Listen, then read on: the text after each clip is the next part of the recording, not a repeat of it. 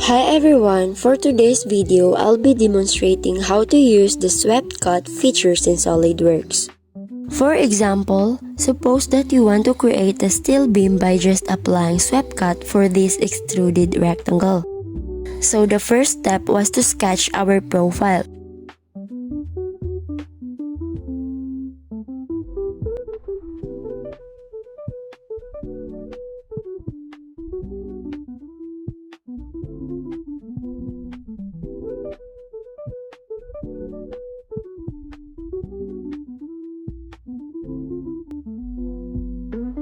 This sketch indicates where do we want to cut out in an extruded object.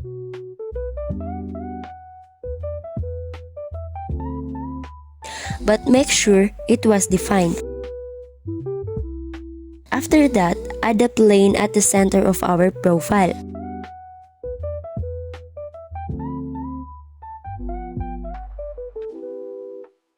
By selecting the edge as a first reference and the right plane as a second reference,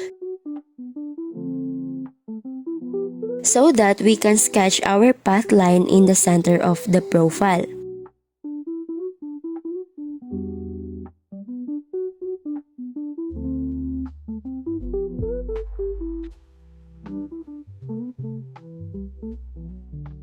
This line indicates where the profile path should be followed to be cut out. But make sure that it should be at the center of our profile. After we sketch our profile and our path line, we can now apply the feature swept cut.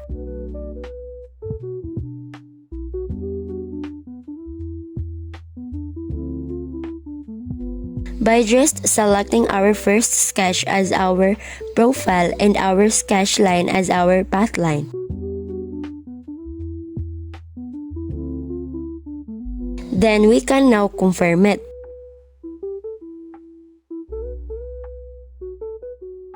And also by just applying the same sketch for the right. And then now we are finished to it by just applying swept cut for this extruded rectangle. And that's all. Thank you for watching.